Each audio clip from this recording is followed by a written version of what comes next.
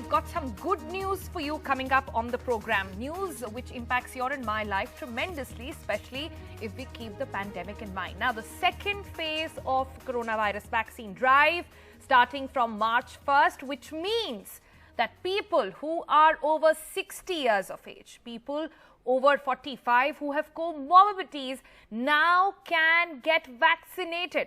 In fact, it is not just going to be government-run centers, but even private centers which will begin vaccination now. About 10,000 government-run centers where the vaccination will be given free of cost, and about 20,000 private centers which will now be giving the vaccination. It's all beginning from the 1st of March. This is how Prakash Javadekar, the union minister there, made the announcement. Now, this vaccination second phase will start from Monday the next, 1st March 2021.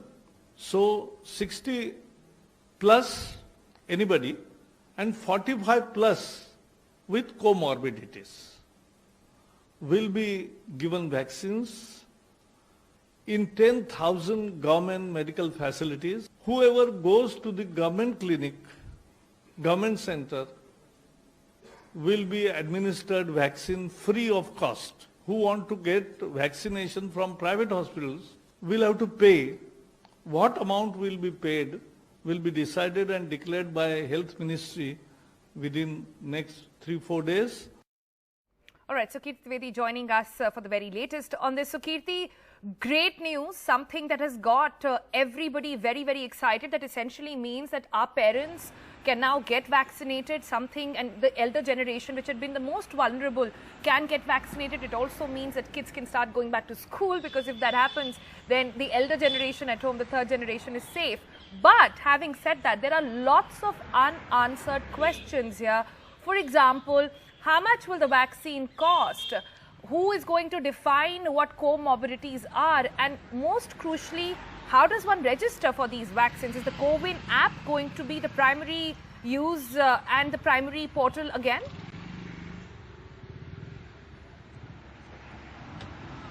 Well, yes, Sonal. So, like you mentioned, there is a long list of questions at this point of time. So, the cabinet has given the basic details out in terms of the dates, when it will start, who are the age groups that can come forward for vaccination. But as far as the other details are concerned, we are still awaiting more clarity. One, regarding the funding, the government has said that if you go to a public health facility, you don't have to pay for it. If you go to a private health facility, then you will have to pay for it. What is going to be the cost of that? That is not yet known. As far as the registration process is concerned, CoWIN is expected to be launched in a day or two as a mobile application as well as a website. But the government officials have been saying so far that we will try and ensure that people who are not tech savvy, because especially this is a group, this is the senior citizen age group we are dealing with. Many of them may not know how to operate a mobile app or a website. So for them also, they are going to have certain mechanisms in place that they can approach the nearest district official or a block level official who can help them in getting their data registered, in uploading their photo ID documents. There will be also, in terms of photo IDs, people should not be worried, because there is going to be a long range. It can be your Aadhaar card, it can be your PAN card or driving license. So they will provide an entire range of documents, one of which you can upload in order to get registered. So people who may or may not have a driving license need not worry. So those are as far as the registration details are concerned. As far as comorbidities are concerned, the Health Ministry is likely to explain on what are the details, which are the exact, what is the degree of the disease that will be required. So those details are waited. But what we do know is that there are at least 6 main criteria that will be set. Diabetes, hypertension, cancer, chronic respiratory disorders, cancers, all of these are going to be among the main diseases that they will be looking at, and people will be required to get a sort of certificate from their doctor which will mention what is the degree of the disease they have, how long they've had it for.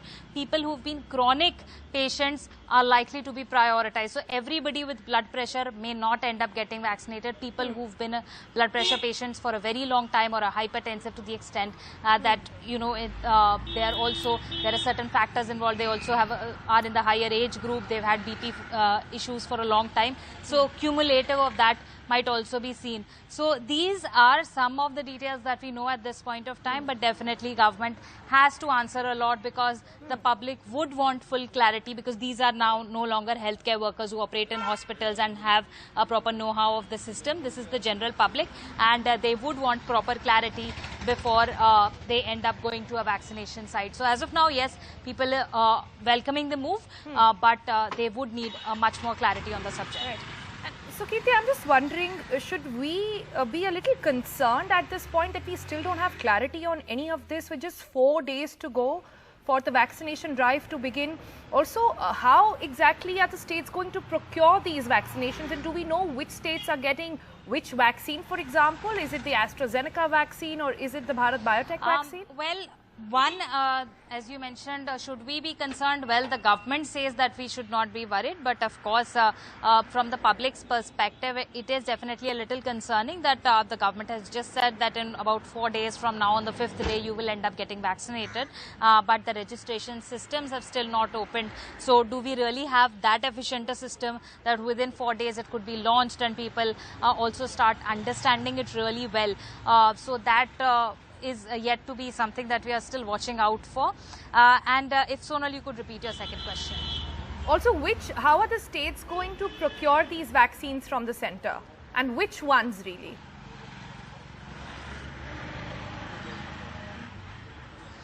Well, as far as vaccines are concerned, both Covaxin and Covishield will be supplied to all of these states, like they've been supplied to in the cases of healthcare and frontline workers as well. States at this point of time have a sufficient supply, but it's an ongoing cycle. So the center does not do it in a manner that, okay, we've sent it to you now and now you wait for 6 months before we send you the next stock. So it's an ongoing process. As and when the states need it, the supplies will keep getting replenished, and both Covaxin and Covishield are going to be supplied. So it's not like the public will get only vaccinated with Covaxin or Covishield. However, in the cases of healthcare and frontline workers, center post the supply leaves it upon the states on which are the vaccines you want to send to a private hospital, which are the ones you want to send to a government hospital. That is left upon the states. So similarly, it is expected that even in the case of public vaccinations, it will be the state government which will be deciding whether Covaxin is going to the private hospitals or Covishield is. And eventually those numbers will also keep changing as the supply and stocks keep changing. So it may keep going back and forth between private and public hospitals. So all of those, as far as at least the supplies are concerned, there are not as many concerns because both the manufacturers are here in India, both Serum Institute as well as Bharat Biotech. So supplies are not as big a concern, but definitely the mechanisms of vaccination, because their clarity is still awaited. The government is expected to announce far more details.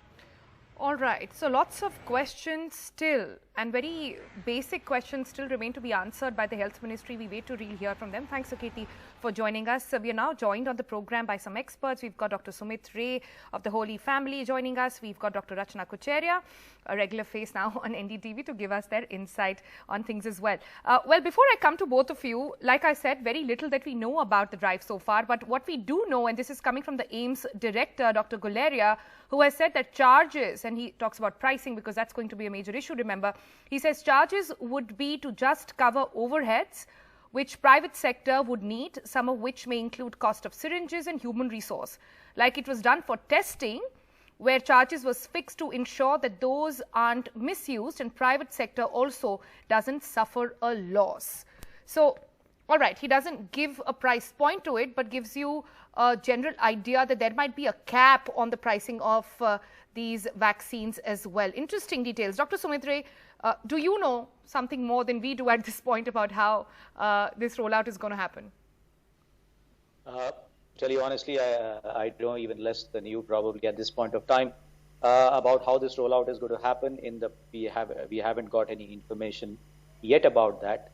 But for me, the bigger question is that this distribution of vaccines or giving of vaccines, where the well-off can buy it, and the not so well-off have to go to a public hospital to get it, is, I think, in its basic concept, unfair for a public health problem. I think in a public health related issue where there's a pandemic, I think the poor 60-year-old's life is as important as my life, who's better off. And I think that is the bigger question that needs to be asked, that should that be in a public health emergency and where these vaccines have been funded by public money, majorly funded by public money, should there be a differentiation? Our healthcare system suffers, our public healthcare system suffers because of that in general, and we are going to exacerbate that difference between the rich and the poor if we have separate vaccination strategies for the rich and the poor, where the rich can, or the better off, I would say, pays and gets their vaccine while the poor have to wait in queue. Everybody should wait in queue in a public health emergency whenever their turn comes. Important, that's my belief. Very, very important points over there. Dr. Kochhariya. I do agree with Dr. Ray. I think the good news is that vaccinations, decision has been made to roll them out in a large manner from March 1st. But it is a public health emergency, so it shouldn't be a matter of the haves and have-nots. I think more equitability would be the need of the hour, for sure. Right. And I'm not very sure about this, but Dr. Kochhariya, is India now then the first country in the world sort of to commercialize vaccines, put it out for the private sector? Might be, although I'm not sure how completely the US is handling it. I'm not sure state to state. I do know that a large part is coming from their government. So I don't know of the micro details of various countries. The UK, of course, we do know that it's, it's publicly supplied. Okay, so purely as experts on this then, Dr. Ray, what exactly do you think should be the priority list at this point? If you're looking at comorbidities, who is the most vulnerable, which are the most vulnerable sections that you think the government should be looking into as priority? Right. That's a good question. And what we observed, and I have kind of noted in the international experience and the experience in India and our own experience, has been patients with severe diabetes and obesity are the most vulnerable, and those who are hypertensive next, and those with chronic kidney diseases. Interestingly, chronic lung diseases did not get the severe version of the disease as we expected. I mean, not a large percentage, though they would still be the vulnerable one, but diabetics with chronic kidney disease, obesity, they are the most vulnerable ones. And then comes the hypertensives, high blood pressure patients, and then the chronic kidney disease. This is the kind of, and after that, probably those with heart diseases. That would be the kind of prioritization. All right, Dr. Kochhariya, your views? It's hard to follow Dr. Ray. He said it all. I will just second that part. That thank you for highlighting the fact that obesity is a big risk factor internationally as well as in our own country, and sometimes it gets missed out from the usual lists of comorbidities, and definitely should be included. Okay, then I want to come to another question on this. CoWIN app being used over here. We saw it being used quite unsuccessfully, if I can call it that, in the frontline workers and healthcare workers as well. Dr. Ray, what has been your experience with the CoWIN app, and do you think that is the way to go forward when it comes to a larger population? Well, there have been many. I'm not an information technology expert, but I mean, there has been lots of glitches, with a fair number of glitches, I would say, with the CoVaxin app that is there. CoWIN app, CoWIN app, sorry. So I do not know if it can be escalated so rapidly to such a large number, but yeah, that is going to be a problem. I think there should be multiple mechanisms of registering yourself and not just use one app.